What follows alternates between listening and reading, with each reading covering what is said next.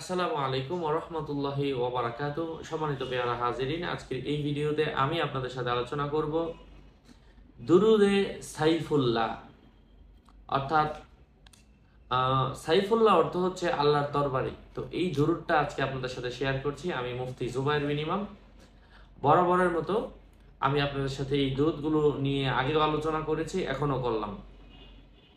এই দুরুদ শরীফ যদি কেউ পাঠ করে, আল্লাহ সুবহানাহু ওয়া তাআলা তার উপর আপতিত বিপদ আপদ থেকে হেফাজত করেন এবং শত্রুর শত্রুতা হতে আল্লাহ পাক তাকে মুক্তি দান করেন। রাসূল পাক সাল্লাল্লাহু আলাইহি ওয়াসাল্লাম এর এক উপাধি রয়েছে সাইফুল্লাহ। এই জন্য দুরুদে সাইফুল্লাহ নামে এই দুরুদের নামকরণ করা হয়েছে। রাসূল সাল্লাল্লাহু আলাইহি ওয়াসাল্লামের নামে এই দুরুদের নামকরণ করা হয়েছে। তো বুঝে নেন যে এই দুরুদের পাওয়ার কতটুকু।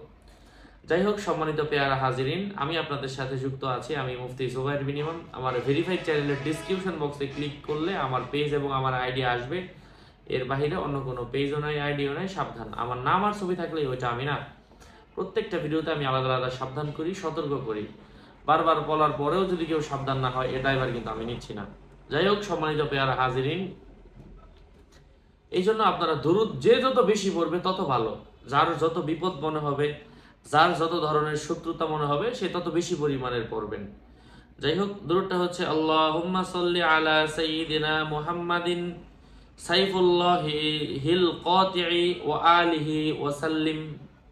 আল্লাহ রাব্বুল ইজ্জত শত্রুর শত্রুতা কমায় দিবেন এবং বিপদ দূর করে দিবেন। এই দুইটা লাভ হবে এই দুরুদের মাধ্যমে। তাছাড়া আল্লাহর পক্ষ থেকে 10টা সওয়াব লাভ হবে, 10 ধাপ আগে বাড়িয়ে দিবেন, পিছনের 10টা গুনাহ মাফ হবে।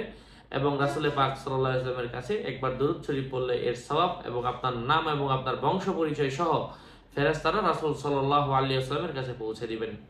এই জন্য দরুদ শরীফগুলো বেশি বেশি পরিমাণের পাঠ করবেন। আল্লাহ পাক আপনাদের সকলের মঙ্গল করুন, সুস্থ রাখুন, ভালো রাখুন। আসসালামু আলাইকুম ওয়া রাহমাতুল্লাহি ওয়া বারাকাতুহু।